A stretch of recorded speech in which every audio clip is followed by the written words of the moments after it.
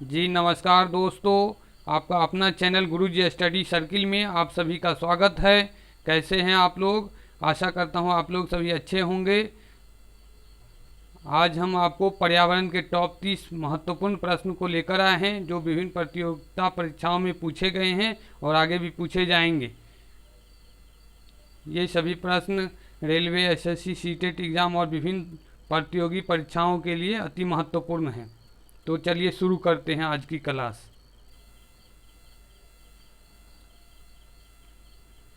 गुरुजी study circle का ये चिन्ह है, लोगो हैं। इस चैनल को देख करके लाइक और सब्सक्राइब कीजिएगा और वीडियो को शेयर भी कीजिएगा अपने दोस्तों के साथ। जी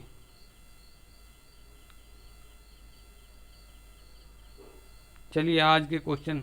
पहला क्वेश्चन, पृथ्वी के चारों ओर गैसीय आवरण क्या कहलाता है? जी पृथ्वी के चारों ओर गैसीय आवरण वायुमंडल कहलाता है, जिसमें कि सारे वायु गैस रहता है। पृथ्वी के चारों ओर गैसीय जो आवरण होता है उसे वायुमंडल कहते हैं। चलिए क्वेश्चन नंबर 2 पर आते हैं। वायुमंडलीय दाब का मात्रक क्या है? वायुमंडलीय दाब का मात्रक बैरोमीटर है। जी वायुमंडलीय दाब का मात्रक बैरोमीटर है। बैरोमीटर से मापा जाता है वायुमंडलीय दाब। जी बैरोमीटर के कांटा का एकाएक नीचे की ओर घसक जाना, गिर जाना, मतलब मौसम में आंधी तूफान आने की संभावना रहती है मौसम। और वायुमंडलीय जो बैरोमीटर का जो वो होता है, कांटा होता है, धीरे धीरे ऊपर की ओर सरकता रहता है। इसे मौसम का साफ रहने का अनुमान लगाया जाता है। जी चलिए नेक्स्ट क्वेश्चन की ओर आते हैं। ये बैरोमीटर से संबंधित एक महत्वपूर्ण क्वेश्चन था जिसको हमने व्याख्या कर दिया है। चलिए क्वेश्चन नंबर 3 पर आइए। वायुमंडल में नाइट्रोजन कितना प्रतिशत होता है? जी वायुमंडल में नाइट्रोजन जो है 78 है, जो सबसे अधिक होता है नाइट्रोजन वायुमंडल में। जी चलिए क्वेश्चन नंबर 4, वायुमंडल में जो है ऑक्सीजन कितना प्रतिशत है? जी वायुमंडल में ऑक्सीजन जो है 21% है, 21% होता है। जी नाइट्रोजन के बाद ऑक्सीजन ही वायुमंडल में सबसे ज़्यादा है। चलिए नेक्स्ट क्वेश्चन की ओर आते हैं। कार्बन डाइऑक्साइड वायुमंडल में कितनी प्रतिशत है? वायुमंडल में जो है कार्बन डाइऑक्साइड 0.03% है। जी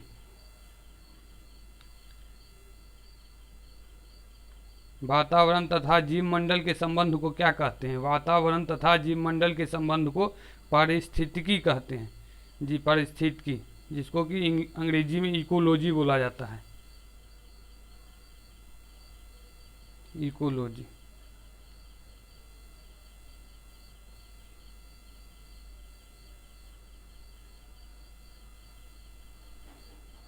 चलिए नेक्स्ट क्वेश्चन की ओर आते हैं। वायुमंडल की सबसे निचली परत को क्या कहते हैं? वायुमंडल की सबसे निचली परत को क्षोभमंडल कहते हैं। जी ये भी एक वीवीआई क्वेश्चन है। क्षोभमंडल, सबसे निचली परत जो होते हैं वायुमंडल की, उसको क्षोभमंडल कहते हैं। चलिए नेक्स्ट क्वेश्चन की ओर आते हैं। वायुमंडल की सबसे ऊपरी परत को अब क्या कहते हैं? सबसे निचली परत को तो क्षोभमंडल कहते हैं और सबसे ऊपरी परत को बहिर्मंडल कहते हैं। जी चलिए मौसमी घटनाएं किस मंडल में घटती है? मौसमी घटनाएं जो है क्षोभमंडल में घटती है। क्षोभमंडल जो सबसे वायुमंडल की निचली परत होती है, उसी में मौसमी घटनाएं, आंधी तूफान, ये सब क्षोभमंडल में घटित होता है। चलिए नेक्स्ट क्वेश्चन की ओर आते हैं। उल्का संबंधित घटनाएं जो होती है किस मंडल में घटती है? उल्का संबंधित घटनाएं मध्यमंडल में घटती है। जी ये भी वीवीआई क्वेश्चन है। वायुमंडल देखिए अब क्वेश्चन नंबर 11, वायुयान। जी वायुयान किस मंडल में उड़ते हैं? तो वायुयान जो है समताप मंडल में उड़ते हैं। ये भी एक वीवीआई क्वेश्चन है, समताप मंडल।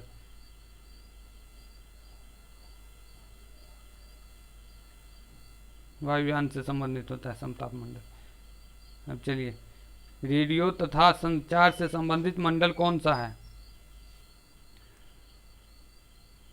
रेडियो तथा संचार से संबंधित मंडल कौन है? जी ये भी एक वीवीआई क्वेश्चन है। रेडियो तथा संचार से संबंधित मंडल जो है आयन मंडल है। जितने भी रेडियो किरणें, रेडियो जो सुनते हैं अपन लोग, रेडियो, मोबाइल, ये सब जो वो होती है, इसका तरंगे जो आती है वो आयन मंडल में से आती है। जी आयन मंडल में से संबंधित है ये इसका। रेडियो और ये सब जो संचार से मोबाइल वोबाइल के जो नेटवर्क पकड़ता है, ये सब आयनमंडल से संबंधित है। चलिए नेक्स्ट क्वेश्चन की ओर आते हैं। ग्रीन हाउस गैस कौन कौन से हैं? जी ग्रीन हाउस गैस जो है, ग्रीन हाउस गैस कौन कौन से हैं? जी ग्रीन हाउस गैस जो है सो CO2 carbon dioxide, CH4 methane, CFC chlorofluorocarbon, NO2 nitrous oxide. जी ये सब जो है ग्रीन हाउस गैस है। CO2 मतलब carbon dioxide, CH4 methane, CFC C से क्लोरो, F से फ्लोरो, C से carbon chlorofluorocarbon, NO2 nitrous oxide. जी ये सब जो है ग्रीन हाउस गैस है। चलिए नेक्स्ट क्वेश्चन की ओर आते हैं। वायु में जल की उपस्थिति क्या कहलाती है? वायु में जल की उपस्थिति जो है आर्द्रता कहलाती है। आर्द्रता। जी वायु में जो जल उपस्थित रहता है उससे आर्द्रता, आर्द्र होता है, आर्द्र मतलब भींगा रहता है, तो वायु में जल की उपस्थिति आर्द्रता कहलाती है। जी चलिए नेक्स्ट क्वेश्चन की ओर आते हैं। वायुमंडल की आर्द्रता मापने वाले यंत्र को क्या कहते हैं? वायुमंडल की आर्द्रता मापने वाले यंत्र को जो है हाइग्रोमीटर कहते हैं। हाइग्रोमीटर से वायुमंडल की आर्द्रता मापते हैं। जी चलिए नेक्स्ट क्वेश्चन। भूमंडल के कितने प्रतिशत भाग पर जल है? जी ये भी एक VVI प्रश्न है। भूमंडल के जो पृथ्वी के 71%, जी पृथ्वी के भूमंडल के कितने प्रतिशत भाग पर जल है? तो पृथ्वी या भूमंडल के 71% जो है भाग पर जल है, जो कि समुद्रीय जल रहता है। चलिए नेक्स्ट क्वेश्चन की ओर आते हैं। सबसे अधिक वर्षा कौन से प्रदेश में होती है? जी सबसे अधिक वर्षा जो है मेघालय में होती है। जी मेघालय में, और मौसिनराम जगह है वहाँ का, वहाँ सबसे ज़्यादा, सबसे अधिक वर्षा, विश्व में सबसे अधिक वर्षा होती है यहीं। चलिए नेक्स्ट क्वेश्चन की ओर आते हैं। फेरल का नियम किससे संबंधित है? जी ये भी एक VVI क्वेश्चन है। फेरल का नियम किससे संबंधित है? फेरल का नियम जो है पवनों की दिशा से संबंधित है। पवनों की दिशा संबंधित जो खोज हुआ था उसमें फेरल ने नियम दिया था इससे, पवन की दिशा संबंधित। जी चलिए नेक्स्ट क्वेश्चन पर आते हैं। समुद्री जल में क्या क्या पाया जाता है? समुद्री जल में क्या पाया जाता है? जी किस कारण से समुद्री जल जो होता है नमकीन होता है? जी तो समुद्री जल जो है सोडियम क्लोराइड पाया जाता है उसमें, इसी कारण नमकीन होता है। सोडियम क्लोराइड का सूत्र जो होता है, देखिए NaCl, सोडियम क्लोराइड हो गया इसका।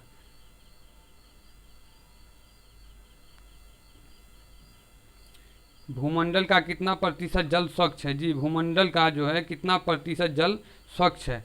पृथ्वी पर कितना प्रतिशत जल स्वच्छ है? तो पृथ्वी पर जो है 2.5, जी 2.5 जो % जल जो है स्वच्छ है। बाकी जितना जो है भूमंडल पर जल है 71% वो तो नमकीन है, समुद्रीय जल है, और 2.5% जो जल है वही एकदम स्वच्छ जल है, पीने योग्य जल है। जी चलिए नेक्स्ट क्वेश्चन की ओर आते हैं। ग्रेनाइट, डोलेराइट और बेसाल्ट कैसी चट्टानें हैं? ग्रेनाइट, डोलेराइट और बेसाल्ट जो है आग्नेय चट्टान है।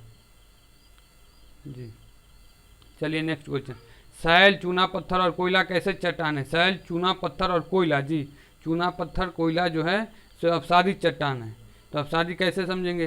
तो कोयला जो है बहुत वर्षों पूर्व जो है पहले वृक्षों को जो है सो भूकंप या ऐसी किसी कारणवश वृक्षों का पृथ्वी के अंदर दब जाने से जो है वो एक चट्टान के रूप में हो गया, जो अपसादित चट्टान कहलाते हैं, जीवाश्म कहलाते हैं, वही कोयला है।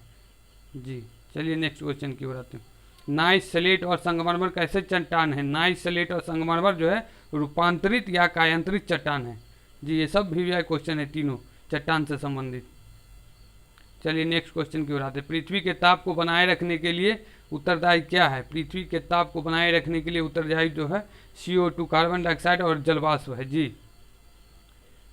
ठंडी के दिनों में जो है सो कार्बन डाइऑक्साइड और जलवाष्प के कारण ही जो धुआं वगैरह जो होता है ऊपर नहीं, आसमान में ऊपर, ज़्यादा ऊपर तक नहीं जा पाता है और नीचे घूमता रहता है, और जो पृथ्वी को गर्म बना के रखता है। जी ताप को गर्म बना के रखता है पृथ्वी को। चलिए नेक्स्ट क्वेश्चन की ओर आते हैं। सूर्य से आने वाली पराबैंगनी किरणों को कौन अवशोषित करता है? जी, सूर्य से आने वाली पराबैंगनी किरण को जो है ओजोन परत अवशोषित करता है। ये कैसी परत होती है, मतलब कैसी किरण होती है? जो सूर्य से जो आती है किरण, डायरेक्ट किरण, वो मनुष्य को स्किन पर पड़ेगा जिससे कि चर्म कैंसर और बहुत सारे रोग पैदा करेगा। उसको जो है ओजोन परत सोख लेती है और मनुष्य को ऐसे हानिकारक किरणों के प्रभाव से बचाती है। जी, और ये भी देख लीजिए, ओजोन परत जो होता है समताप मंडल में होता है। ओजोन परत जो है समताप मंडल में, समताप मंडल में।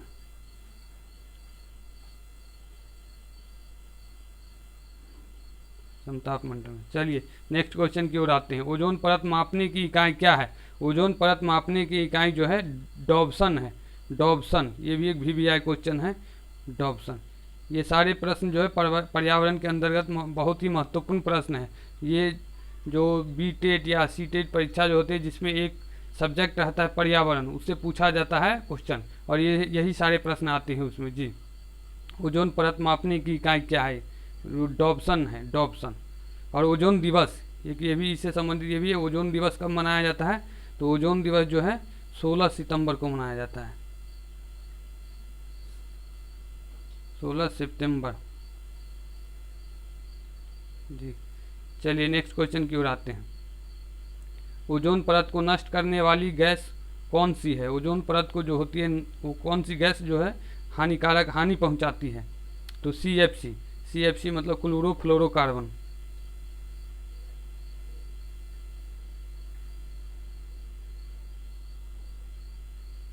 CFC chlorofluorocarbon. जी,